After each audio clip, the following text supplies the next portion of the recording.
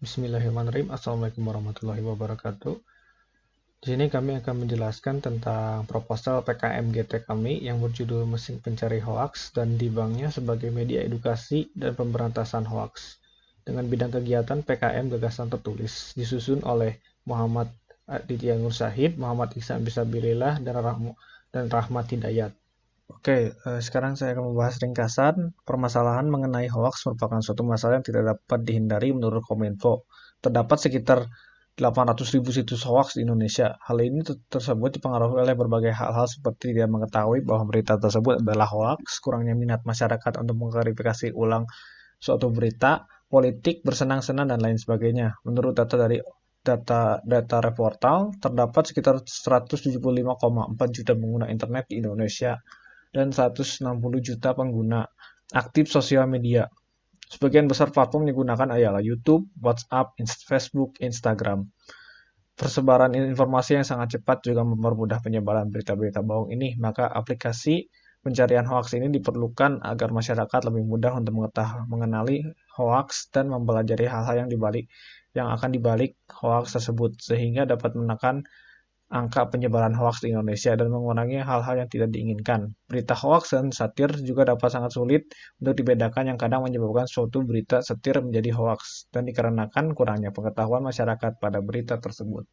Selanjutnya, saya akan menjelaskan tentang bab 1, yaitu pada latar belakang, hoaks merupakan suatu berita bohong yang dibuat dengan berbagai motif dan dibaliknya membuat seperti lelucon atau bersenang-senang, rumor politik, dan lain-lain.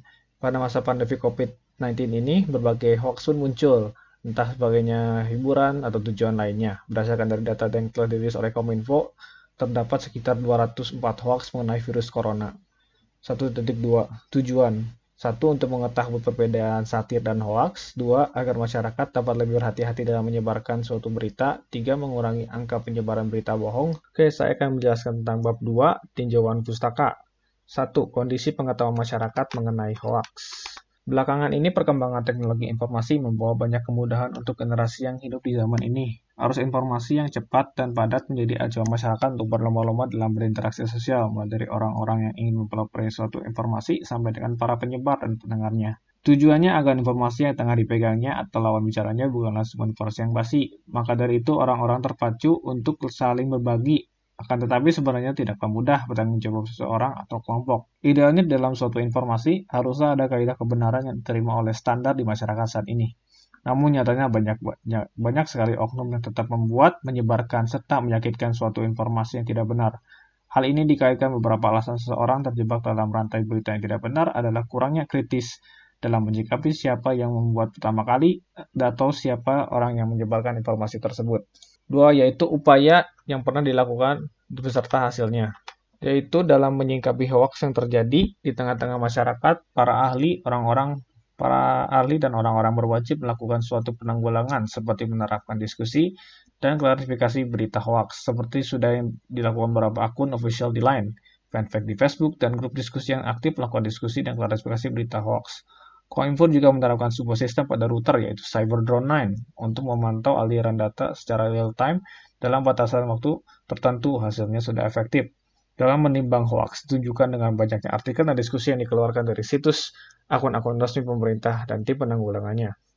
3. Pihak yang dapat membantu mengimplementasi gagasan. Banyak pihak-pihak yang dapat membantu mewujudkan gagasan ini menjadi terlaksana, terutama pemerintah dalam mewujudkan gagasan ini, serta melakukan beberapa kerjasama kolaborasi dan dengan organisasi non-politik, media, berita, dan influencer.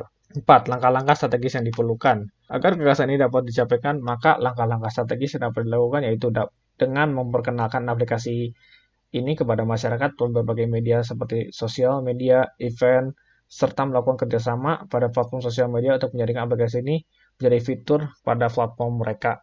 Sekarang saya akan menjelaskan tentang bab 3. Sebenarnya tidaklah mudah bertanggung jawaban seseorang atau kelompok dalam memberikan informasi. Idealnya dalam suatu informasi harus ada kaidah kebenaran yang diterima oleh standar di masyarakat ini, yang dapat berupa bukti-bukti terimpis agar tidak menyebabkan kegaduhan yang diakibatkan kesalahan berita yang tidak benar. Namun nyatanya masih banyak oknum yang tetap membuat penyebaran serta memberikan suatu informasi yang tidak benar. Banyak pihak-pihak yang dapat membantu mewujudkan gagasan ini menjadi terlaksana bila ada dukungan dan pemerintah dalam melakukan sosialisasi ini, serta melakukan kerjasama dan kolaborasi bersama organisasi non-politik, media-media, serta influencer.